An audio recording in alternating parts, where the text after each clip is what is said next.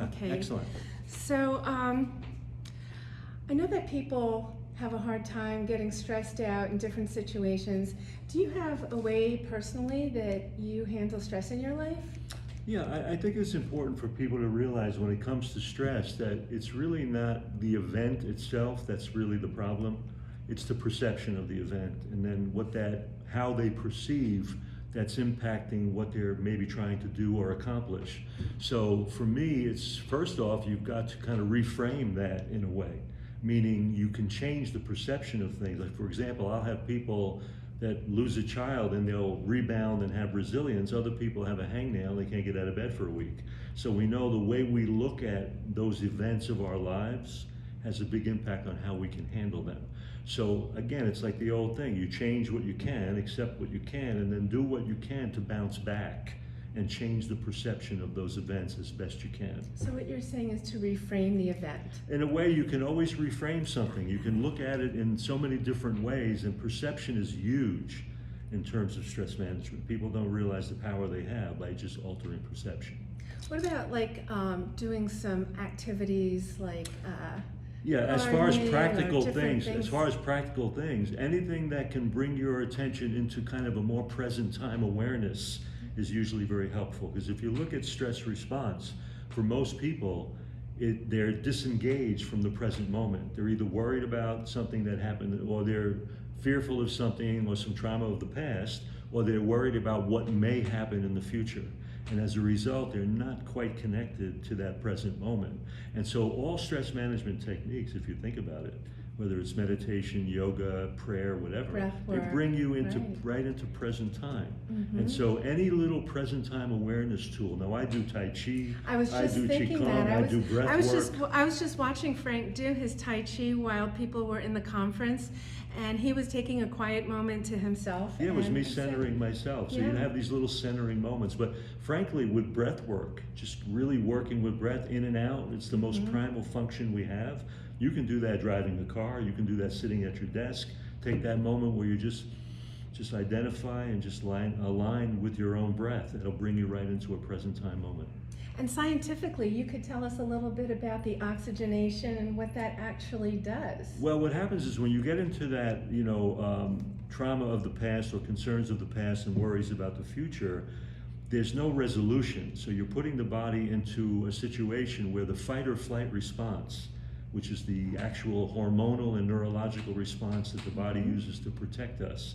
So if we encounter a threatening situation, we either fight it or run away. But that response is geared for something very much in the moment to us to deal with and then move on. What happens is when you lose that present time awareness, that fight or flight response doesn't let go. You're just triggering it and carrying with you sometimes 24 hours a day. And so it's never turning off. So you're getting this cortisol release. The body's acting like it's constantly under threat, even though it may not be. And the problem with cortisol is that it has a natural affinity for fat cells in the abdominal region. So you get increased body fat, increased belly fat, all of those kinds of things. And you're getting this exaggerated neurological response that raises blood pressure, affects digestion, suppresses the immune system, raises cholesterol levels. It's all tied to the relentless fight or flight that we need to ratchet down. So by doing stress management tools, by changing perception, by reframing, all of that can allow that to calm down and you have more resilience then. When I say resilience, all I mean is bounce back ability. Just think of it that way. Yeah. Well, I want to switch topics and ask you, what are some of the most common pitfalls or difficulties you hear people having when they try to switch to a plant-based or plant-exclusive diet? Well, I think they're dealing with habits that have been etched over a long period of time. If you do something repeatedly, it literally sets up a pattern, almost like weaving a tapestry in your nervous system, and that becomes etched. And those habits are reinforced by brain changes with brain reward cascade, which can sometimes feed addictive process. So all of that becomes kind of like your neural tapestry, so to speak. So now you want something new to become part of you. Well, it has to have some opportunity to weave its way into that behavior. So there's got to be some consistency to it. And I think sometimes people have a hard time with the consistency because there's still a part of themselves that still wants that old Yes. thing. So they're not quite ready to let that go yet. Yeah. So that's some of the obstacle. Now, some of the things that help that are having substitutions for what you did. And I tell people, in all the years of counseling people, I've yet to find anybody who loves deprivation. Nobody loves deprivation. Right. So if I keep giving you a model where it feels like I'm just taking things away, there's a good likelihood you're not going to succeed. But if I give you the idea that, look, you want to make small changes and small adaptations and small substitutions, it allows something new to kind of weave its way into your behavior. So there's got to be some acknowledgement that, this stuff is what you want to do. You got to evaluate the consequences of your action. That puts the ball in your court. If I'm trying to achieve weight loss or health or whatever, are the choices I'm making creating that consequence? And if they're not, how do I examine that and then make the changes and the small steps that I need to bring that into my life? So the obstacles come from habit. They come from reprogramming that you have to do. They come from sometimes not seeing that they're legitimate substitutions for what you were doing, and awareness, yes. and the mindfulness of what it is you're trying to accomplish. What are your goals, and what's going to bring you closer to that? So all of that plays.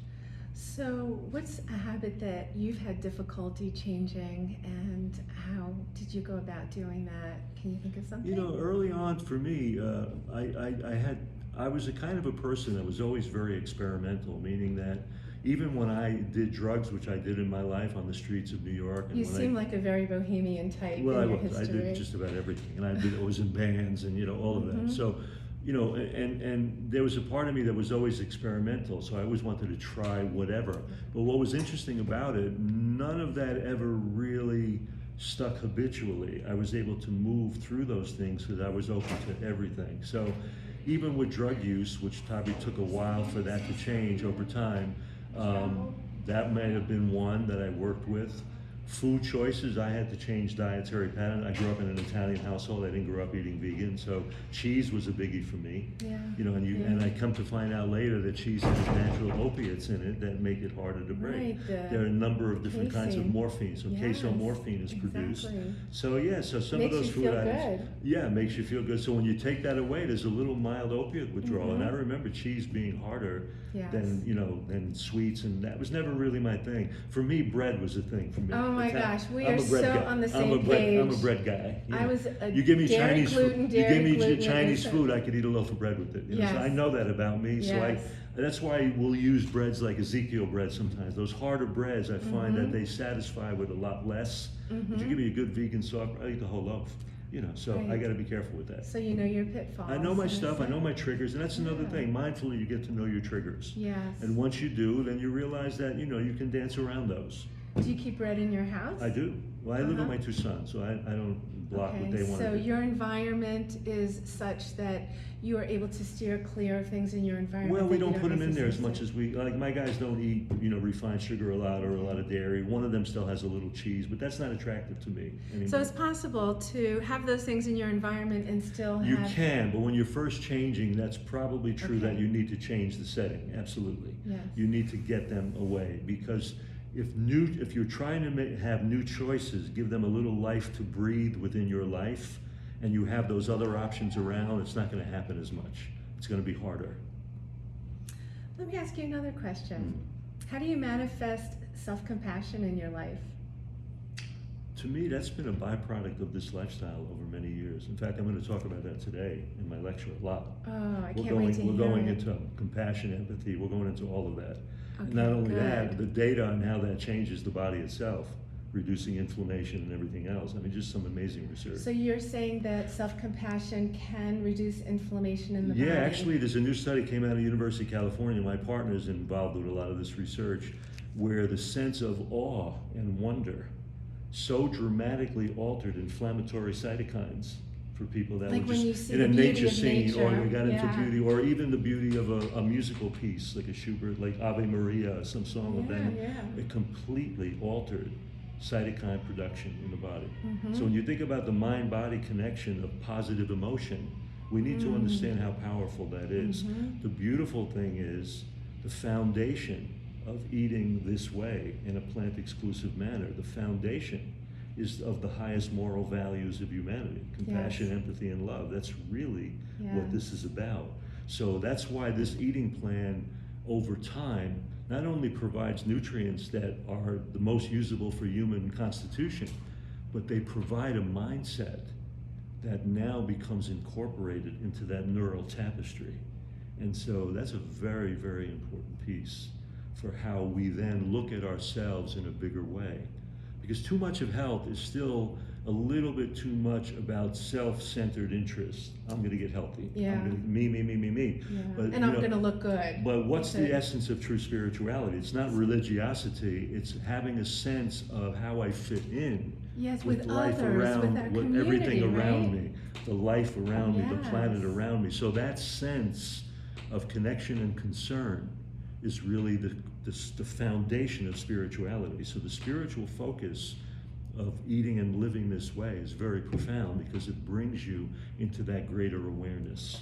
I love that. And you know, it just brought to mind, we heard a lecture about eating green leafy vegetables and the nitrous oxide opening our blood vessels and making our blood vessels more acceptable to the oxygenation, to our Yeah. experiences. So I would think eating this way also Dramatically. increases our ability to live a more awesome life as far as the awe in Yeah, awesome. that's right. That's it. Absolutely. Thank you so much. My Thank you so pleasure. much. And thank you for listening.